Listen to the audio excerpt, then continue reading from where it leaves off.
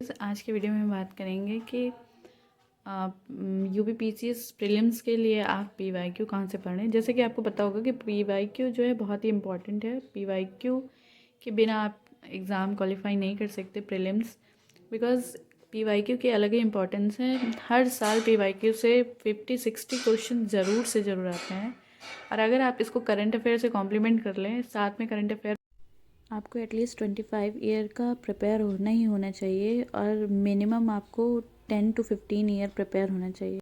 आपके prelims qualify करने के चांसेस बढ़ जाते हैं। तो आइए हम बात करते हैं कि हमें क्या क्या पढ़ना होगा, इसके लिए क्या क्या चीज़ें इंपॉर्टेंट है पढ़ने के लिए।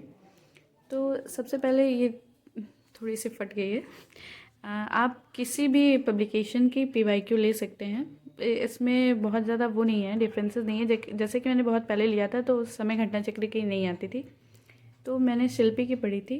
या फिर आप क्वेश्चंस वेबसाइट से डायरेक्ट क्वेश्चन पेपर डाउनलोड करके उसको प्रिंट करके उसके क्वेश्चन सॉल्व कर सकते हैं। तो मेन इंपॉर्टेंस ये रखता है कि आप क्वेश्चन को सॉल्व करिए, देखिए कि वो कैसे क्वेश्चन पूछता है, उसके ऑप्शंस को एनालाइज करिए, उनको देखिए कि कौन कौन से ऑप्शंस हैं।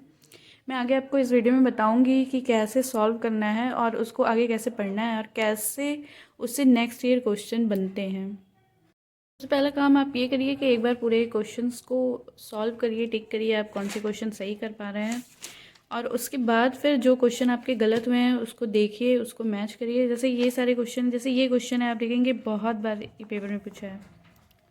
ये क्वेश्चन पूछा था कि मिलन पन्हो किस तरह का टेक्स्ट है, तो ये पाली टेक्स्ट है। फिर नेक्स्ट ईयर पेपर में आ चुका है, तो नेक्स्ट ईयर इसकी इंपॉर्टेंस और बढ़ जाती है। तो बार इसको अच्छे से पढ़ने के बाद आप इसका एक शॉर्ट नोट प्रिपेयर कर लीजिए, क्योंकि इतना टाइम नहीं रहता है कि बार बार आप पूरी बुक को, हाँ कि जो क्वेश्चंस आपके गलत हुए हैं उसको आप दोबारा से देख सकते हैं, लेकिन इतना टाइम नहीं होता है कि आप बार बार इस बुक को ओपन करिए फिर पूरा 150 क्वेश्चन रिवाइज़ करिए।